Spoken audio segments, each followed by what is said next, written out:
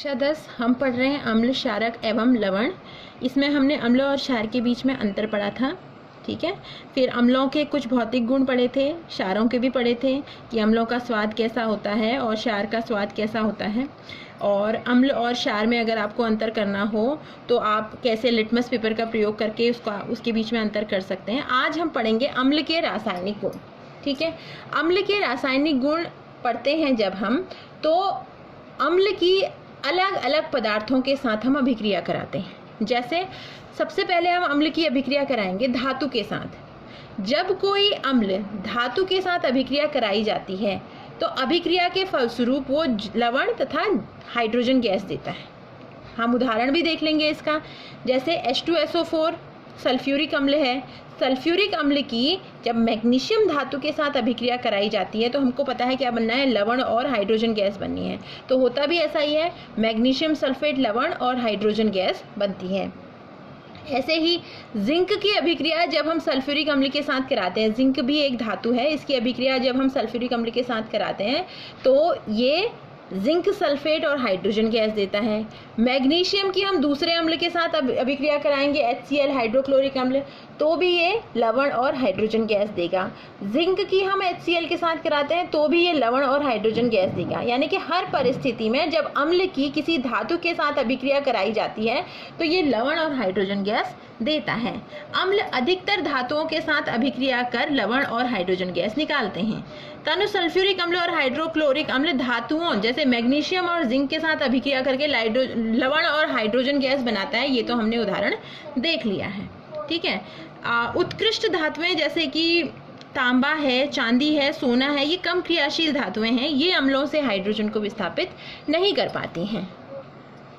दूसरी रासायनिक अभिक्रिया हम करते हैं अम्लों की धात्विक कार्बोनेट और धात्विक हाइड्रोजन कार्बोनेट से। धात्विक कार्बोनेट का उदाहरण है हमारे पास Na2CO3 और धात्विक हाइड्रोजन कार्बोनेट का उदाहरण हम ले लेते हैं NaHCO3, धातु हाइड्रोजन कार्बोनेट, ठीक है। तो अम्ल क्या करते हैं, कार्बोनेट और हाइड्रोजन कार्बोनेट को अपघटित करके लवण का तथा कार्बन डाइऑक्साइड गैस देते हैं। हम उदाहरण लेते हैं सोडियम कार्बोनेट का और सोडियम हाइड्रोजन कार्बोनेट का, या फिर हम उदाहरण ले कैल्शियम कार्बोनेट का। तो जब इनकी अभिक्रिया अम्ल के साथ कराई जाती है, देखिए चाहे हम सोडियम कार्बोनेट लें या कैल्शियम कार्बोनेट लें या सोडियम हाइड्रोजन कार्बोनेट लें, इनकी अभिक्रिया जब हम अम्ल के साथ कराएंगे, HCl देखिए हाइड्रोक्लोरिक अम्ल लिया है, तो सभी में पहली चीज जो बन रही है वो लवण बन रही है, दूसरी चीज बन रही है जो जल बन रही है, और तीसरी चीज कार्बन डाइऑक्साइड बन रही है, ठीक है। तो यहाँ पर आप ध्यान देंगे कि जब हम धात्विक कार्बोनेट की अभिक्रिया किसी अम्ल के साथ कराते हैं तो लवण, कार्बन डाइऑक्साइड और जल का निर्माण होता है। तीसरी रासायनिक अभिक्रिया हम लेते हैं धात्विक ऑक्साइड के साथ। धातु हो गई कैल्शियम, ऑक्साइड हो गया ऑक्सीजन, तो धात्विक ऑक्साइड, जिंक ऑक्साइड ये धातु है, जिंक धातु है, कैल्शियम धातु है।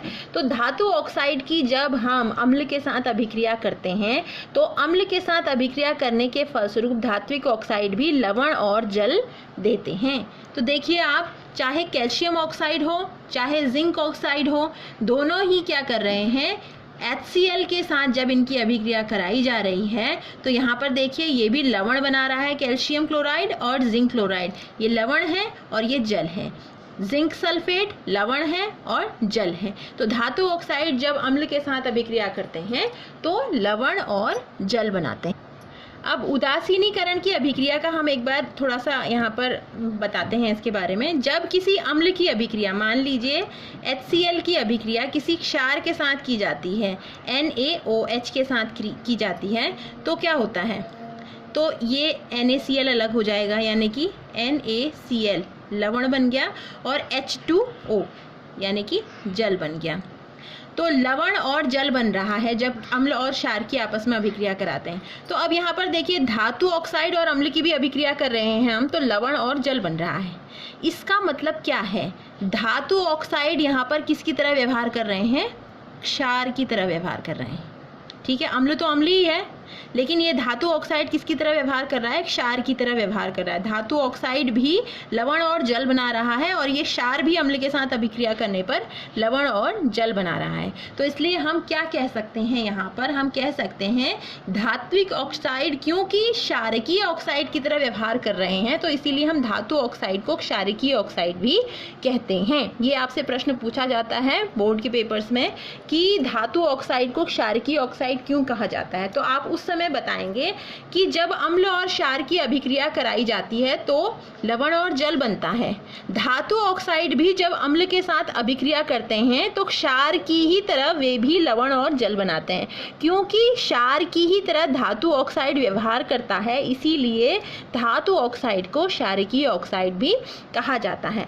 अब एक चीज़ और देखेंगे हम, एक और अभिक्रिया हम देख लेते हैं कि अगर हम अम्लों को पानी में घोलते हैं तो क्या होता है।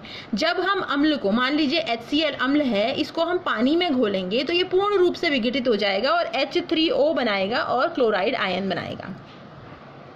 देखिए, जब हम अम्लों का विलयन बनाते हैं, अम्लों का विलयन यानी कि अम्ल को पानी में जब हम घोल देते हैं, तो जब हम अम्ल को पानी में घोल देते हैं तो ये हाइड्रोनियम आयन और क्लोराइड आयन में विघटित हो जाएगा, यानी कि स्वतंत्र हाइड्रोनियम आयन को ये पानी में विमुक्त करेगा, चाहे वो HCl हो या H2SO4 हो। जब किसी अम्ल का पूर्ण रूप से विघटन हो जाता है तो ऐसे अम्लों को प्रबल अम्ल कहते हैं। जबकि जो दुर्बल अम्ल होते हैं जैसे कि CH3COOH एसिटिक अम्ल और H2CO3 कार्बोनिक अम्ल, जब इनको जल में घोला जाता है तो ये पूर्ण रूप से विघटित नहीं होते हैं, इसीलिए इन्हें दुर्बल अम्ल कहा जाता है। तो देखिए, प्रबल अम्ल पूर्ण रूप से विघटित हो जाते हैं, दुर्बल अम्ल क्या होते हैं, पूर्ण रूप से विघटित नहीं होते हैं। और अम्लों को जब हम घोल देते हैं पानी में तो क्या होता है, वो हाइड्रोनियम आयन में और अपने आयनों में विभक्त हो जाते हैं। ठीक है, जो भी पदार्थ होगा उसके आयन में वो विभक्त हो जाएगा, प्लस और माइनस। जैसे ये है HCl को हमने घोला पानी में तो H3O प्लस और क्लोराइड आयन माइनस, ये क्या हुए, अलग हो गए, विभक्त हो गए। तो ये हो गया अम्लों के रासायनिक गुणधर्म। आपको कोई और चीज़ पूछनी हो तो आप बिल्कुल पूछ सकते हैं। ठीक है।